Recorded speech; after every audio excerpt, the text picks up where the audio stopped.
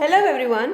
इस चैप्टर में हम एनिमल किंगडम क्लास 11th का सबसे कष्टदायी चैप्टर को लेंगे इन द सेंस, मतलब इस वीडियो में हम पढ़ाएंगे नहीं, हम इस वीडियो में ये पहले देखेंगे कि क्या अप्रोच होनी चाहिए हमें उस चैप्टर को पढ़ने के लिए, जिससे कि हम उस भूलें ना उस चैप्टर को अपने पेपर तक का, क्योंकि ये प्योरली रटने वाला है। इसमें कोई ऐसा सच कॉन्सेप्ट नहीं जैसे कि हम मेनली ह्यूमन फिजियोलॉजी वगैरह में देखते हैं, तो इसको नॉर्मली बच्चे भूल जाते हैं।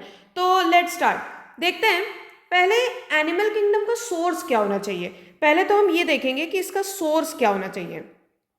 सोर्स क्या होना चाहिए इस चैप्टर में, जो हमें टॉपिक या जो भी पढ़ना, सोर्स मतलब हमें क्या और बुक्स रेफर करनी है, क्या सिर्फ एनसीईआरटी रेफर करनी है, या क्या करना।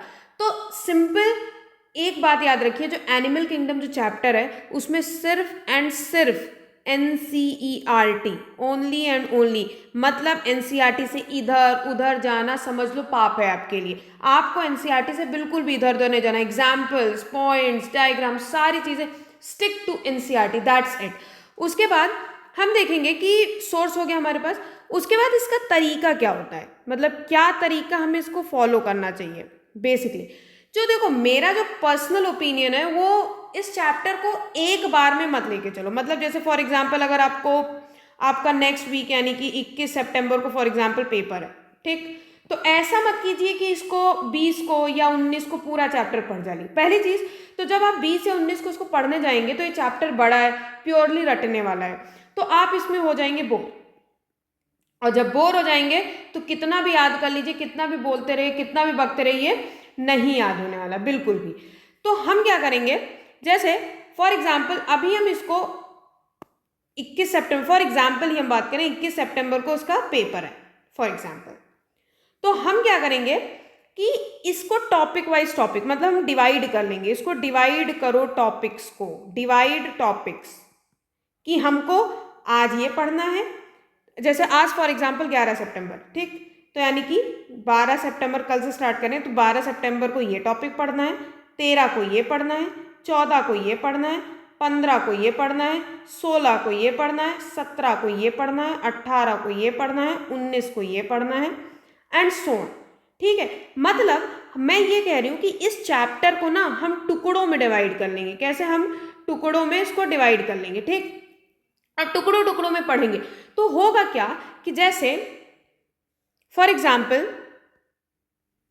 हमने डे 1 पे पॉरीफेरा पढ़ा, डे 1 पे हमने पॉरीफेरा पढ़ा, ठीक, हमने पॉरीफेरा के मेन पॉइंट्स हमने पढ़ लिए, उसका मेन एग्जाम्पल्स पढ़ लिया, सारी चीजें हमने पढ़ ली, ठीक है, डन, हमको याद भी हो गया, याद हो गया। नेक्स्ट डे क्या होगा कि यानी कि डे 2 में हो सकता है कि हम उसके कुछ पॉइंट्स भूल रहे हो, तो हम क्या करेंगे, जब सीलेंट रेटा पढ़ेंगे तो हम पहले इस टॉपिक को रिवाइज कर लेंगे। ठीक, क्या बोला मैंने कि जब हम सीलेंट रेटा पढ़ेंगे इसके भी पॉइंट्स पढ़ लेंगे, मेन पॉइंट्स पढ़ लेंगे, एग्जाम्पल पढ़ लेंगे, लेकिन लेकिन लेकिन इसको पढ़ने से पहले हम इसका रिवीजन करेंगे। तो एक बार रिवीजन हो गया, ठीक। डे 3, ये डे टू था सॉरी।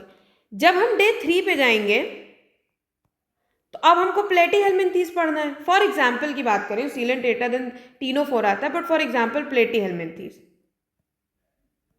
ठीक।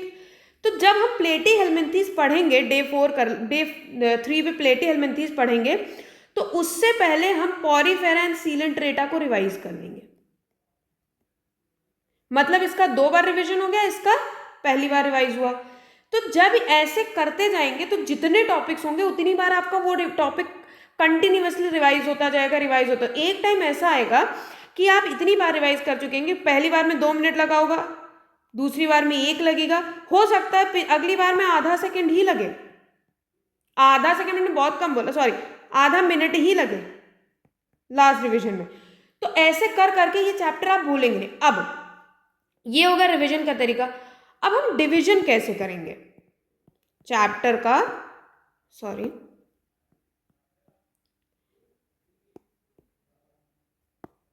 अब हम चैप्टर का डिवीजन कैसे करेंगे। तो देखो, इसमें हम क्या करेंगे, डिवाइड ऐसे करेंगे कि जैसे पहले हम क्या करेंगे, एक नोट बनाएंगे जिसमें हम all examples of animal kingdom. All examples of animal kingdom का मतलब ये है कि हम पॉरीफेरा से लेकर के कॉर्डेटा तक सारे ऑल एग्जाम्पल्स लिख लेंगे।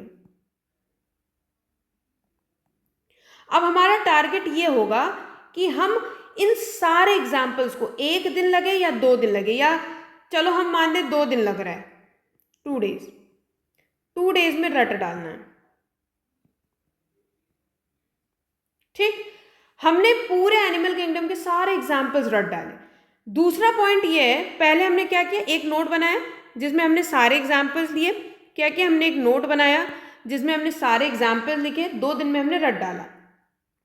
अब चैप्टर पहले हम क्या करेंगे, पहले सेकंड नोट, वो एक पॉइंट हो गया तुम्हारा कि मतलब पहले सारे एग्जाम्पल्स रट लो।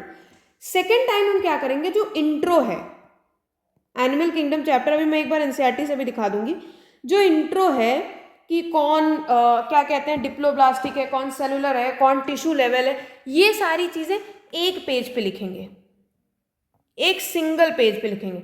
जैसे फॉर एग्जाम्पल हम लिख रहे हैं, जैसे फॉर एग्जाम्पल हमने सेलुलर लिखा, ठीक, अब सेलुलर में हम सारे फाइलम लिख लेंगे कि कौन कौन से सेलुलर में आते हैं। जैसे फॉर एग्जाम्पल सेलुलर में सिर्फ पॉरीफेरा आता है।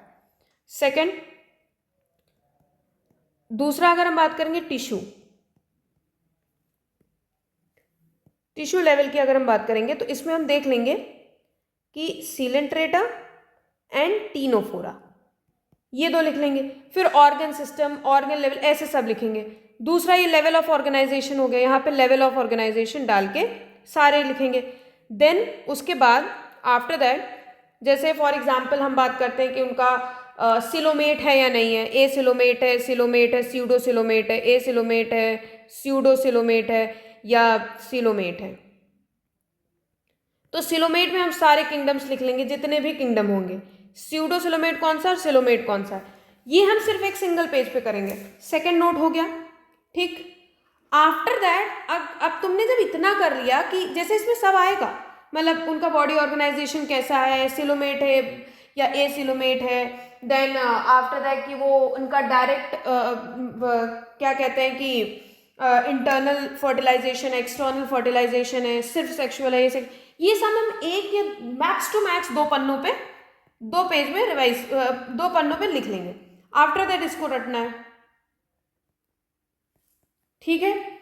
अब क्या करना है कि तुम्हारा जो ये वाला टॉपिक था, यानी कि 2 दिन में जो सिर्फ और सिर्फ एग्जाम्पल्स रटना था पूरा एनिमल किंगडम के, वो और ये रट करके डे 4 और 5 में करीब करीब डे 4, 5 या जितने दिन भी आपको लगे, सॉरी इंट्रो, या जितने दिन भी लगे, देखो दिन मैटर नहीं करता animal kingdom. Animal kingdom is slow, मतलब अगर आपको ये नोट बनाने में 3 से 4 दिन भी लग रहा है then it is okay, not a problem, क्योंकि तुम्हारा पेपर 3 मई को होने वाला है। 3 मई को तुम्हारा मेन टारगेट होना चाहिए कि भूलना नहीं चाहिए। बस बात ये कि तुम 15 दिन में इसको फॉलो करके नोट्स बनाओ, या फिर 20 दिन में बनाओ, या 30 दिन में बनाओ, लेकिन इसको कंटिन्यूअसली 2 दिन 3 दिन पे रिवाइज होते रहना चाहिए।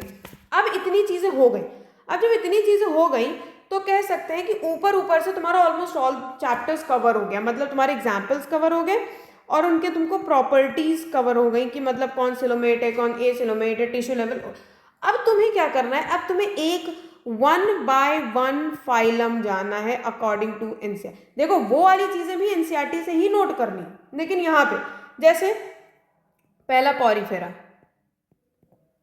अब तुम पॉरीफेरा में लिख लो कि ये है, मल्टी सेलुलर है, टिश्यू लेवल सेलुलर है, इंट्रा सेलुलर डाइजेशन है, हर्माफ्रोडाइट है, और फिर इसके वापस से एग्जाम्पल्स लिखो।